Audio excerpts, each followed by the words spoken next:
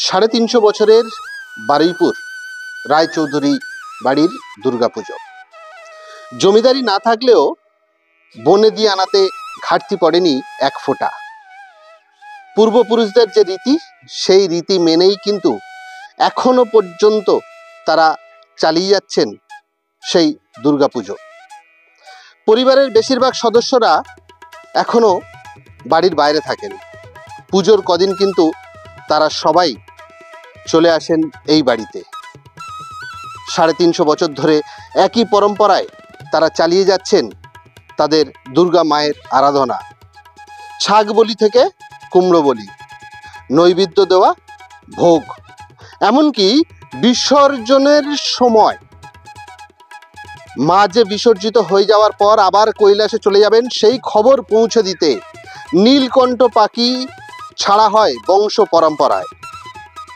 সরকারের নিষেধাজ্ঞা থাকা সত্ত্বেও সরকারি পরামর্শে নিতান্তই বংশের ঐতিহ্য রক্ষা করতে এখনো আজও নীলকণ্ঠ পাখি ছাড়া হয় বিসর্জনের দিন। ঐতিহ্যের ঘাটতি, আন্তরিকতার ঘাটতি কোথাও দেখা যায়নি। জমিদারিত্ব চলে গেছে, কিন্তু টিকিয়ে রেখেছেন সেই একই রকম জমিদারির ঐতিহ্য বংশ পরম্পরায় জমিদার পরিবারের দুই সদস্য অমিয় কৃষ্ণ রায়চৌধুরী এবং শক্তি রায়চৌধুরী। আশা মায়ের আশীর্বাদে আগামী প্রজন্ম তাদের পরে এই দুর্গাপুজোর শক্ত হাতে ধরবেন। এই দুর্গাপুজো 350 বছরের, 350 বছর, এবং এই পূজা আমাদের 350 বছরের। এবং এই পূজা যখন আমাদের জমিদারির যারা প্রথম কর্তারা ছিলেন তারাই প্রথম স্টার্ট করেন, এবং সেই থেকে এখনো পর্যন্ত আমাদের রায়চৌধুরী বাড়িতে পুজো করে আসছি। জমিদারির সময় যেরকম বিরাট হতো, তখন জমিদারি চলে গেছে, কিন্তু এখনো সেই সিস্টেমটা সবসময় আমি পালন করে যাই। এবং আমাদের দুর্গাপুজো অ্যাকচুয়াল স্টার্ট হয়ে মহালয়ের পরের দিন থেকে, প্রতিপদ থেকে। দক্ষিণ 24 পরগনার বারুইপুরের রায়চৌধুরী বাড়ির দুর্গাপুজো আজও বনেদিয়ানা আর ঐতিহ্যের নজির বহন করে। 3 শতাব্দীরও বেশি পুরনো এই পুজো শুরু হয় ব্রিটিশ আমলে, লর্ড কর্নওয়ালিসের সময় জমিদারি পত্তনের সঙ্গে। জমিদারি আর নেই, কিন্তু পুজোর জাঁকজমক বা ঐতিহ্যে কোনো ভাটা পড়েনি।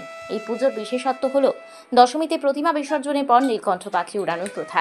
বিশ্বাস, মা দুর্গা মর্তলোক ছেড়ে কৈলাসে ফিরছেন, আর নীলকণ্ঠ গিয়ে সেই সংবাদ পৌঁছে দেয় ভগবান শিবের কাছে।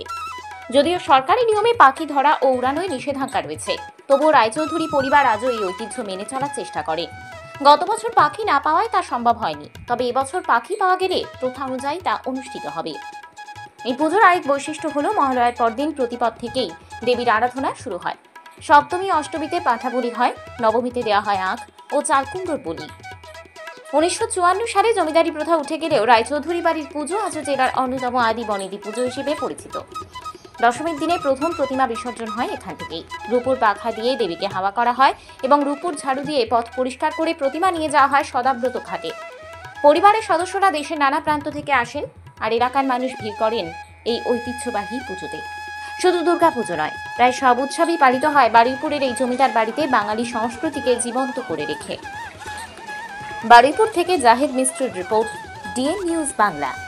এবং প্রতিপদ থেকে হলো, এবং সপ্তমী অষ্টমী নবমী 3 দিনই আমাদের এখানে ছাগ বলি হয়, তারপর কুমড়ো বলি, আখ বলি, যা সিস্টেম জমিদারির সময় যে সিস্টেম ছিল সেই সিস্টেমেই চলে আসছে।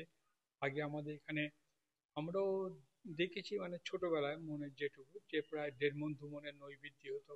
বড় বড় বারকোষে, সমস্ত তামার বারকোষে হতো। এখন ততটা হয় না, কিন্তু এই সিস্টেমটা বা সেই তামার বারকোষ সবই আছে। এবং এই আমাদের দুর্গাপুজো দক্ষিণ চব্বিশ পরগনার নাম করা পুজো, এবং গ্রামে গঞ্জ থেকে এখন প্রচুর জায়গায় পুজো হয়েছে। কিন্তু তখন আমাদের এই বারুইপুর রায়চৌধুরী ফ্যামিলিতেই মানে একচালার ঠাকুর পুজো হতো, এবং গ্রামে গঞ্জ থেকে প্রচুর লোক এখানে আসতেন পুজো দেখতেন, অঞ্জলি, সকালবেলা অঞ্জলি দিতেন। তারপর অষ্টমীর দিনকে আমাদের ভোগ হয়, যারাই আসেন তারাই আমার মায়ের মন্দিরে ভোগ খাইয়ে যান, এবং এই সিস্টেমে চলে আসছে।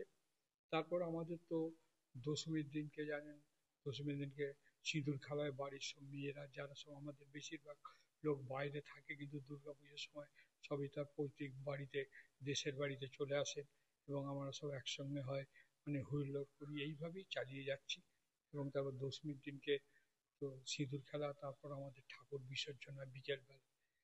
দক্ষিণ চব্বিশ পরগনার বারুইপুরের রায়চৌধুরী বাড়ির দুর্গাপুজো আজও বনেদিয়ানা আর ঐতিহ্যের নজির বহন করে। 3 শতাব্দীরও বেশি পুরনো এই পুজো শুরু হয় ব্রিটিশ আমলে। লর্ড কর্নওয়ালিসের সময় জমিদারি পত্তনের সঙ্গে। জমিদারি আর নেই, কিন্তু পুজোর জাঁকজমক বা ঐতিহ্যে কোনো ভাটা পড়েনি। এই পুজোর বিশেষত্ব হলো দশমীতে প্রতিমা বিসর্জনের পর নীলকণ্ঠ পাখি উড়ানোর প্রথা।